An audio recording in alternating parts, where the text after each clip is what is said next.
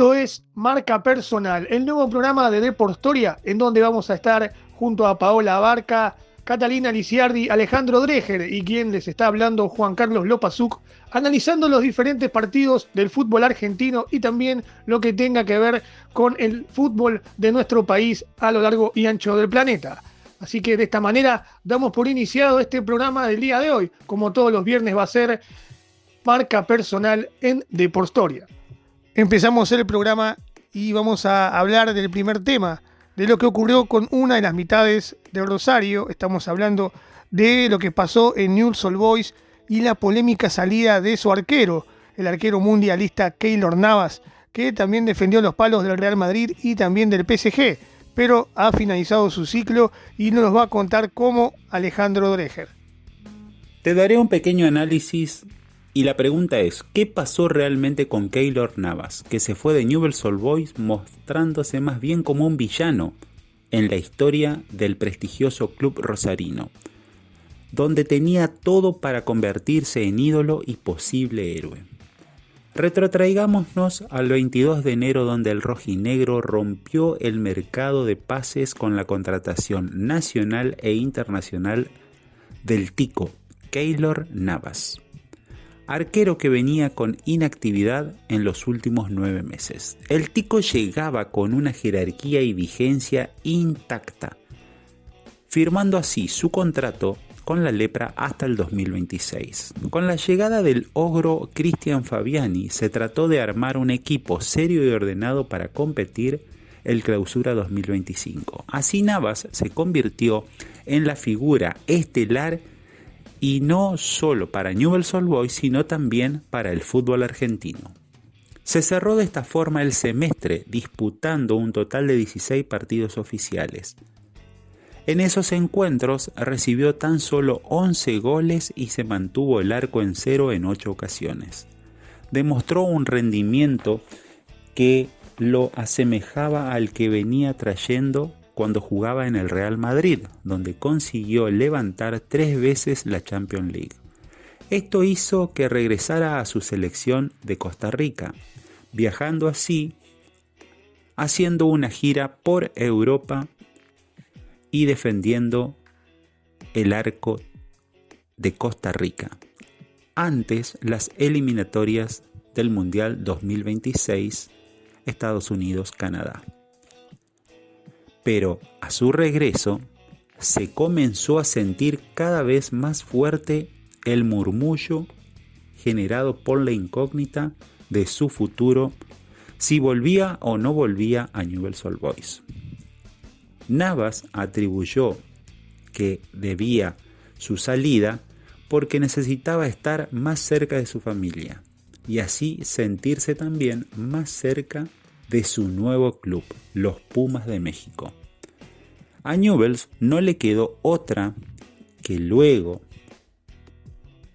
de su última presentación en el partido ante Banfield, decidió negociar con los Pumas su transferencia por $2 millones. Así el arquero viajó inmediatamente a México para incorporarse a su nuevo club. De esta forma, se buscó su salida del club rojinegro. Esto la hinchada lo hizo notar, diciendo que faltó el respeto a la institución.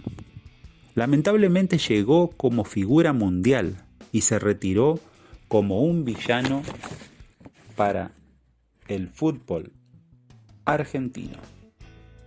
Ahora nos metemos con el segundo tema que tiene este programa y es lo que ha ocurrido como novedad en esta segunda fecha del torneo Clausura 2025 y es el tema de los visitantes en las canchas del fútbol argentino.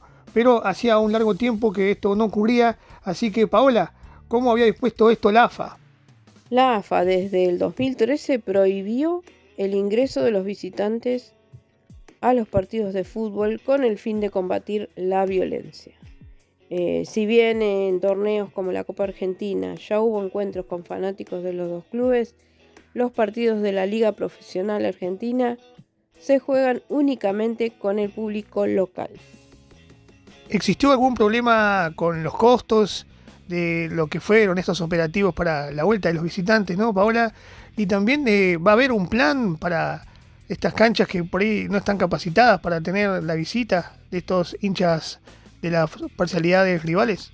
Como si fuera poco, también se planteó el tema del costo del operativo. Ciudad avisó que deberá subir cada uno de ellos no menos de un 50% en cantidad de efectivos y que serán los clubes locales los que deban pagarlo. Entonces, tanto la AFA como el gobierno de la Ciudad de Buenos Aires trabajan para elaborar un plan que contemple las problemáticas de las canchas y asegure nuevas obras para adaptar las tribunas. Obvio, todo el plan que se postergó hasta el año próximo solo hace referencia a la primera división. El ascenso no tiene ninguna chance de tener público visitante, al menos por ahora. Teniendo en cuenta que fue una prueba piloto, ya que no en todos los estadios terminaron yendo los visitantes, quería preguntarte, Paola, ¿cuál fue el análisis o la conclusión que hizo la AFA de esta prueba piloto, de estos primeros partidos con la vuelta de los visitantes? Hace unos días nomás el Chiqui Tapia anunció el regreso del público visitante a la primera división del fútbol argentino, dando la oportunidad a los clubes de abrir los estadios y recibirlos. Pero la ilusión de los hinchas duró muy poco tras la reunión que se dio este lunes en la calle Viamonte. La prueba piloto se pasó sin problemas, tanto en Lanús, que recibió a Rosario, como en Córdoba, donde los hinchas de River coparon el Mario Alberto Kempes y no hubo ningún problema. Pero ese comienzo, más que aceptable, no convenció ni a las autoridades de la ciudad y mucho menos a los clubes que tienen jurisdicción en Capital. Una de las principales objeciones fueron de los equipos más grandes, que son Boca y River, diciendo que ellos tienen todo el estadio abonado y que no quieren ceder ticket y perjudicar a sus propios hinchas. Además de lo que mencionaste de River y Boca, Paola, ¿algunos otros clubes salieron a hablar o a mencionar algo sobre esta posible vuelta de los visitantes en sus estadios? Todos los clubes salieron a hablar. Huracán, por ejemplo, dijo que su estadio no tiene alambrado en la tribuna visitante y se debería colocar uno. En el caso de San Lorenzo también pasa algo similar. Su estadio está con un aforo del 70%. Y la única forma de recibir hinchas de otros equipos sería ubicar a quienes hoy van a la Popular. Así que es como que algo que no convence ni a los dirigentes y mucho menos a los hinchas. El resto de los equipos de Capital, Riestra por ejemplo, es el único que aceptó y dijo que ellos podrían recibir hasta 2.000 hinchas visitantes. En el caso de Vélez, en un principio se negó, pero después dijo que podía ofrecer un esquema similar a cuando juega Copa Libertadores, es decir, una porción en la platea alta bajo un corralito. Por su parte, Barracas, más allá de la reciente remodelación de su estadio, tiene un problema con el acceso, ya que por ahora tiene una única vía de ingreso y eso haría que los hinchas se mezclen. Argentino Junior no puso ninguna excusa, pero dijo que si son todos o no es ninguno, porque no están dispuestos a recibir visitantes si los demás no lo hacen. Así que por estos motivos y entre otros no habrá público visitante en los estadios de la Ciudad de Buenos Aires, por lo menos hasta el año que viene. Muchas gracias, Paola. Esto fue todo lo que dejó estas vueltas parciales en algunos estadios de los visitantes en las canchas de la primera división del fútbol argentino. Así que vamos a ver en las próximas fechas cómo continúan estas novedades, si vuelven los visitantes o si esto fue solamente una prueba piloto de esta segunda fecha del torneo clausura. Ahora nos metemos en lo que fue la semana de Boca con el primer partido que vamos a analizar, que fue la segunda fecha del torneo clausura 2025 en la Bombonera, cuando el Ceneice recibió a Unión, con Leandro Paredes en el banco de suplentes, listos para ingresar al partido, y también con la vuelta allí en el banco de Edinson Cavani. El Ceneice enfrentó a Unión, que en primera instancia fue más en los primeros 45 minutos y estuvo cerca de convertir en el arco de Marchesín, Boca volvió a hacer lo mismo que anteriormente con Argentinos, sin ideas de juego y con un Velasco y un Carlos Palacios muy bajos en su nivel. En la segunda parte, ya luego de los 20 minutos del juego, seguía todo igual y Miguel Russo había decidido que ingresen al encuentro Leandro Paredes, el campeón del mundo que iba a hacer su debut en el fútbol argentino junto a la vuelta que era de Edinson Cavani. En ese instante, Unión dio el golpe y tras una patada voladora en el aire de Franja Pane puso el 1-0 ante una débil resistencia de Marchesín. Unión daba el golpe y ponía la sorpresa en esta segunda fecha del torneo Clausura 2025. Minutos después ingresó Leandro Paredes junto a Cavani y el partido comenzó a cambiar. Se notó mucho la diferencia de nivel que trae de Europa Leandro Paredes. Muchas veces no pudo ser acompañada por compañeros de su equipo, de Boca. Y tras un córner que justamente pateó el campeón del mundo y un cabezazo de Lautaro Di Lolo, Boca encontró el empate y salvó las papas en esta segunda fecha del torneo Clausura 2025. El miércoles pasado se disputó en el Madre de Ciudades, en Santiago del Estero, en la fecha del 16avos de final que tenía a Boca como anfitrión enfrentando a Atlético de Tucumán allí en Santiago del Estero. El partido fue chato en la primera parte, Boca jugaba por los costados y no atacaba. Velasco mejoró un poquito en lo que era anteriormente con su partido con Unión y también con Argentinos Juniors. El Ceneice tenía la sorpresa de que Frank Fabra jugaba por izquierda y desde el primer minuto a Leandro Paredes en el centro campo junto a Edinson Cavani en lo que era el ataque Ceneice. Battaglia jugó más retrasado y esta vez lo hizo de segundo central. En la segunda parte, Boca intentó ir un poco más adelante y esto le costó caro. Atlético Tucumán aprovechó las ventajas defensivas que daban los centrales ceneices y la mala noche de Marchesín y convirtió el primer gol tras un córner a su favor, con los pies de Ferreira. Boca, desesperado un poco e impulsado por este gol en contra, intentó buscar el empate y no pudo convertirlo. Cavani tuvo varias oportunidades, Merentiel y Velasco desde afuera también lo intentaron, pero el contragolpe del decano de Tucumán fue más efectivo y con Bajamich volvió a convertir y esta vez se puso 2-0. Boca ya casi afuera en esta instancia intentaba hacer el gol del descuento y llegó finalmente de los pies de Edinson Cavani que puso el 2-1. Boca se quedó afuera en los 16avos de final de la Copa Argentina y cierra esta Copa con una participación un poco penosa y no satisfactoria de lo que hubiera querido Miguel Ángel Russo. Así que hasta aquí es este análisis de estos dos partidos que tuvo Boca. Ahora nos cruzamos a los archirrivales del Ceneice y para eso va a estar Catalina Lisiardi contándonos cómo fue la participación de River en esta segunda fecha del torneo Clausura 2025 ante Instituto en su cancha de allí, de la provincia de Córdoba y también algunas novedades del mercado de pase. Adelante, Catalina.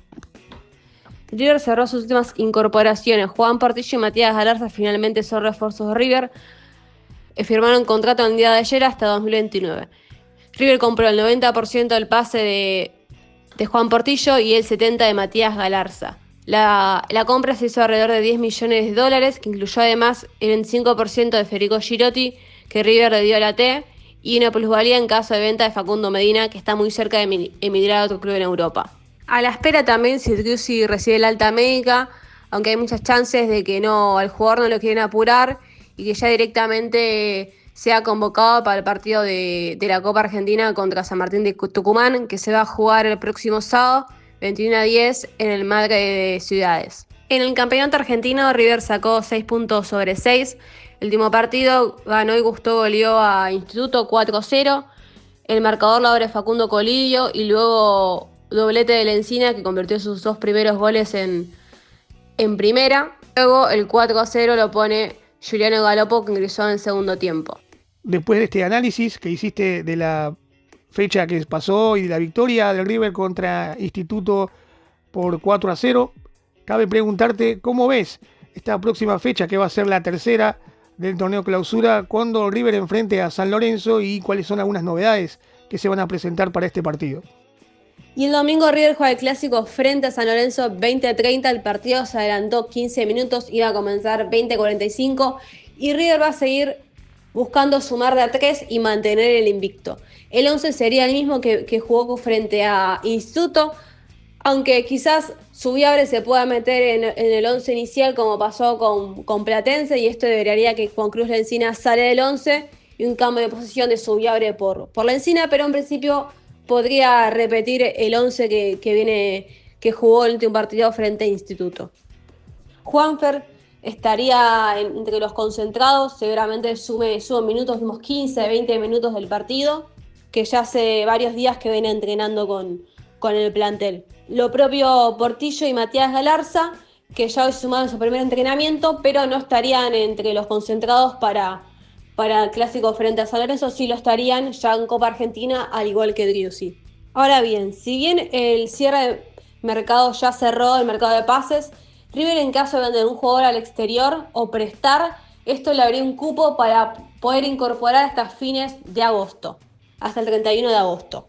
Por lo tanto, en caso de jugadores prescindibles como Lanzini, como Craneviter, como Simón, que tuvo oferta formal del exterior, lo quiere el Elche, que elevó la oferta a River, préstamo con opción a compra. River la desestimó porque busca venta, pero en caso de concretarse alguna de estas ventas, estos jugadores prescindibles o algún otro tipo de jugador que estén buscando del exterior, bueno, esto le abría el cupo a River para poder incorporar.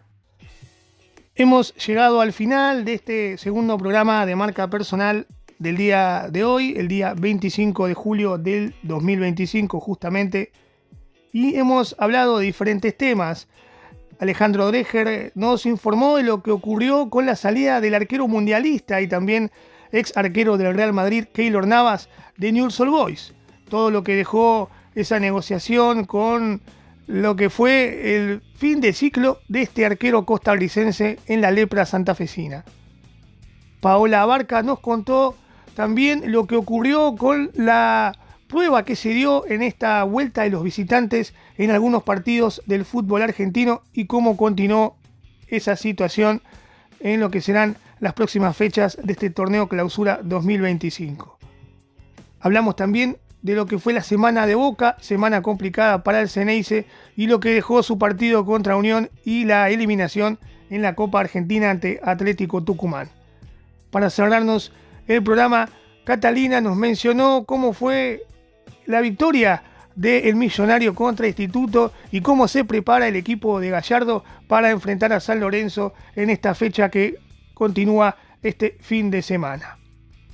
Así que hemos llegado a la finalización de este programa del día de hoy de Marca Personal y los esperamos en la próxima semana cuando tengamos un nuevo programa y estaremos analizando las novedades y los partidos más importantes de la tercera fecha del torneo Clausura 2025. Muchas gracias por haber estado del otro lado y nos encontramos en el próximo programa de Marca Personal.